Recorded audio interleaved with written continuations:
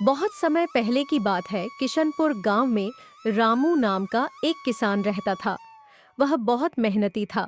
उसके पास थोड़ी सी जमीन थी जिस पर वह खेती करके अपना जीवन यापन करता था।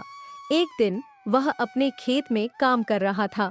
तभी उसकी पत्नी वहां खाना लेकर आई और कहने लगी। सुनिए, अब थोड़ा रुक जाइए और खाना खा लीजिए। अच्छा, आज खाने में क्या बनाई हो? आज मैंने आपके लिए आपकी पसंदीदा खाना करी भिंडी बनाई हूँ, जो आपको बहुत पसंद है। अरे सुनीता, तुमने तो मेरी भूख को और बढ़ा दिया।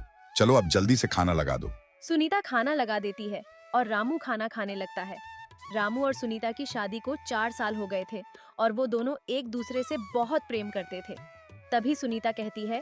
मुझे आपसे एक बात कहनी है। हाँ, तो क्या बात है, बोलो।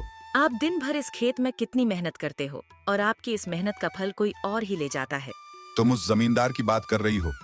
अब बात तो साफ है ना, सुनीता कर्ज लिया है तो चुकाना तो पड़ेगा ही ना। मैं जमींदार की बात नहीं कर रही हूँ, मैं तो उस रमेश की बात कर रही हूँ। सारा दिन आप खेत में काम करते हो और सारा मुनाफा वो ले जाता है। अरे तो उसमें अब मैं क्या करूं, खेती छोड़कर उसके साथ सब्जी बेचने जाऊं? तो इसमें बुरी बात क्या है? और उसके लिए खेती छोड़ने की भी कोई जरूरत नहीं है।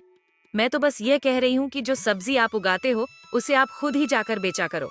तो अच्छा, और खेती बाड़ी कौन देखेगा? आप ही देखोगे और जरूरत पड़ी तो मैं मदद कर दिया करूंगी। देखो, चाहे थोड़ी कम खेती कर लो, पर अपनी सब्जी आप खुद ही बेचा करो। अच्छा, मुझे आप एक बात बताओ, रमेश इस बार टमाटर कितने में लेकर गया? इस बार तो 10 रुपए केजी लेकर गया था वो। हे भगवान, आपको पता भी है कि बाजार में इस समय टमाटर का क्या भाव चल रहा है? वो आपकी टमाटर पूरे 4 गुना महंगी दाम पर बाजार में बेच रहा है। सुनीता, दुकान उकान चलाना मेरे बस की बात नहीं। दुकान चलाने को कौन कह रहा है? बस आप अपनी सब्जी लेकर बाजार में बैठ जाओ, लोग अपने आप आएंगे आपके पास सब्जी खरीदने के लिए। अच्छा ठीक है, इस बारे में हम बाद में बात करेंगे, अभी तुम घर जाओ। सुनीता खाने का डिब्बा लेकर घर चली जाती है, लेकिन उसके जाने के बाद रामू बहुत देर तक उसकी बात पर सोच विचार। बात ठीक ही कही है। पर तभी रामू को जमींदार सूरजमल का ख्याल आया, जो कि एक नंबर का खड़ूस और लालची आदमी था। दरअसल रामू के पिता ने अपने बुरे वक्त में कई साल पहले सूरजमल से उधार लिया था, जिसके बदले में रामू का आधा खेत जमींदार के पास अब तक गिरवी पड़ा हुआ था। रामू उस खेत पर खेती नहीं कर सकता था, वहाँ जमींदार के लोग ही खेती करते थे। रामू अपना खेत वापस लेना चाहता था, पर जमींदार से खेत छुड़वाने के लिए उसके पास पैसे नहीं थे। इसीलिए वह हर महीने किस्त के तौर पर एक रकम जमींदार को देता था। फिर अगले दिन। भाई साहब, आपसे कुछ पूछना था। मैं एक किसान हूँ और मैं चाहता हूँ कि कल से मैं भी अपनी सब्जियां यही बेचूं खुद से। हाँ, बढ़िया विचार है, पर इसके लिए तुम्हें जमींदार जी से पूछना पड़ेगा और उन्हें यहाँ का टैक्स भी देना पड़ेगा। टैक्स पर वो किस लिए? अरे भाई, यहाँ जितनी भी दुकानें हैं सब जमींदार सूरजमल के जमीन पर बनी है और सारी दुकानें भी उन्हीं ने बनवाया है, इसलिए सबको यहाँ टैक्स देना पड़ता है। रोज के 50 रुपए देने पड़ते हैं उस जमींदार को, और अगर ये पैसे नहीं दिए तो उसके लोग आकर मारपीट पर उतर जाते हैं। अरे ये तो बड़ी नाइंसाफी है भाई। पर भाई साहब, कर भी क्या सकते हैं, अब जो है मैंने तुम्हें बता दिया। ठीक है, अब मैं चलता हूँ भाई। रामू घर आ जाता है और सुनीता से कहता है। सुनीता, जानती हूँ यहाँ दुकान लगाने में बहुत समस्या है। यहाँ दुकान लगाने पर जमींदार को रोज 50 रुपए टैक्स देना पड़ता है। मैंने तो पहले ही कहा था कि ये दुकान उकान हमारे बस की बात नहीं है। सुनीता ने दिमाग लगाया और कहा। सुनो, मेरे पास एक तरीका है। आप बिशनपुर जाकर भी तो अपनी सब्जियां बेच सकते हो, वहाँ यह सब चक्कर नहीं है। मेरी एक सहेली रहती है, वहाँ उसका पति गोलगप्पे का ठेला लगाता है, उसे तो कोई टैक्स नहीं देना पड़ता है। अच्छा, अगर ऐसा है तब तो ये सही रहेगा, लेकिन एक समस्या है, बिशनपुर तक जाने के लिए कोई सड़क नहीं है, तो मैं रोज वहाँ जाऊंगा कैसे? सड़क नहीं है पर नदी तो है। देखो जी, नदी के किनारे हमारा गांव बसा है। बिशनपुर भी तो इस नदी के दूसरे छोर पर बसा हुआ है। अब आपको एक नाव बनवानी पड़ेगी, वहां तक जाने के लिए उसे चलाने में भी कोई खर्चा नहीं आएगा। रामू को सुनीता की बात अच्छी लगी। अगले ही दिन रामू ने अपनी जमा पूंजी से मोटी रकम खर्च कर गांव के नदी के लिए एक बढ़िया नाव बनवा लिया और उसी दिन सुनीता को नदी का सैर कराते हुए उसे बिशनपुर बाजार घुमाया।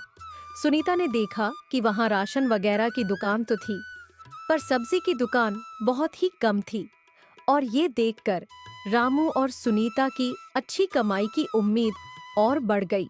अगले दिन से ही रामू अपनी नाव मैं सब्जियां लेकर बिशनपुर जाने लगा। वह वहां जाता और सब्जी बेचता। बिशनपुर के लोगों को भी उसकी सब्जियां पसंद आई, क्योंकि सीधे खेत से लाने की वजह से वो सब्जियां बहुत ताज़ी रहती थी। साथ ही रामू के दाम थोड़े कम होते थे। इस तरह रामू की जीवन अब कुछ ठीक होने लगी। फिर कुछ दिनों के बाद रामू जमींदार के पास उसका किस्त देने जाता है, तो जमींदार कहता है, अरे रामू, वैसे दिमाग तो खूब लगाया तूने, टैक्स नहीं दिया। चल कोई बात नहीं, पर अपना उधार तो चुका भाई, जो तेरे पिता ने मुझसे लिया था। अब चुका तो रहा हूँ जमींदार जी, हर महीने किस्त देकर जाता तो हूँ आपको। लेकिन अब बहुत हुआ, या तो तू मेरे पूरे पैसे एक साथ लौटा, वरना अपना खेत मेरे नाम कर, समझा? पर जमींदार जी। परवर, कुछ नहीं, 3 दिन का वक्त दिया है। तुझे जाकर पैसों का इंतजाम कर, वरना अपना खेत भूल जा, समझा?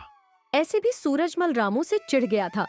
उसे इस बात से तकलीफ थी कि रामू उसके बाजार में सब्जी क्यों नहीं बेच रहा है, इसीलिए अब वह उसे परेशान कर रहा था। उधर रामू के पास जब पैसों का इंतजाम नहीं हुआ, तो उसने सोचा कि वो आधी गिरवी रखी खेत सूरजमल के नाम ही कर देगा। अगले दिन रामू भारी मन से सूरजमल के पास पहुंचा। फिर क्या सोचा तूने? सूरजमल जी, इतनी बड़ी रकम तो मैं चुका नहीं पाऊंगा, आप मुझे ले चलिए कचहरी, मैं जमीन आपके नाम ही कर देता हूँ। वैसे उधार निकाल कर उसमें से कुछ पैसे बचेंगे ना। क्या? तो तू सिर्फ मेरा उधार ही चुकाएगा और मेरा शुद्ध कौन देगा? ठीक है जमींदार जी, मैं कल सुबह आ जाऊंगा आपके पास, फिर कचहरी चलेंगे और जमीन मैं आपके नाम कर दूंगा। रामू इतना कहकर अपने घर चला जाता है और अपनी पत्नी को सारी बात बताता है और दोनों सो जाते हैं उस रात। रामू को एक पल के लिए नींद नहीं आई, क्योंकि उसका आधा खेत उसके हाथों से निकल रहा था और अपने खेत को बचाने के लिए फिलहाल उसके पास कोई तरीका नहीं था।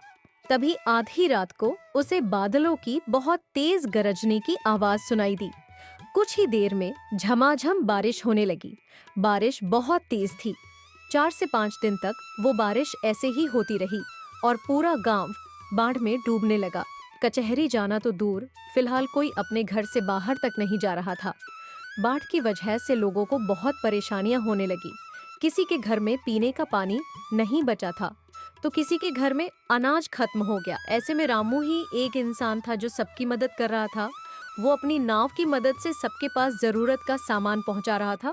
हर कोई रामू की तारीफ कर रहा था। और फिर अजी सुनते हो? हाँ, क्या हो गया?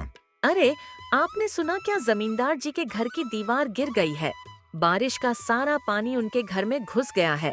शांता बता रही थी कि बाकी लोग तो सही समय पर निकल गए, लेकिन जमींदार जी अपने घर के अंदर फंसे हैं। अरे, तो मुझे जाना चाहिए। इतना कहकर रामू तेजी से अपनी नाव को जमींदार के घर की तरफ लेकर गया। उसने जाकर देखा तो वाकई जमींदार अपने घर के अंगने में पानी में डूबा खड़ा था। वह चिल्ला चिल्ला कर मदद मांग रहा था। बाढ़ का पानी उसके गले तक आ रहा था, लेकिन रामू अपनी नाव जमींदार के नजदीक लेकर गया और जमींदार को अपनी नाव पर बिठाकर बाहर निकाल लाया। पूरे 3 दिनों तक जमींदार रामू के घर की छत पर रहा और जब पानी का स्तर कुछ कम हुआ तो रामू ने जमींदार से कहा, जमींदार जी, अब रास्ते खुल गए हैं तो कचहरी चलें। बस करो रामू, मेरी आंखें खुल गई हैं। मैंने तुम्हें और तुम्हारे बाबा को बहुत परेशान किया, पर फिर भी तुमने मेरी जान बचाई। मुझे माफ कर दो।